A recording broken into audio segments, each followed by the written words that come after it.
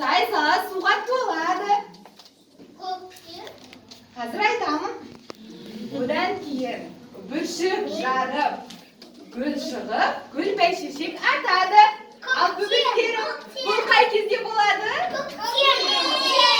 Жарайсыңдар бала, сендер тапқыр екенсіңдер ғой. Ал балалар, мен сендерге бір ойын алып келдім. Ойын ойнайсыңдар ма?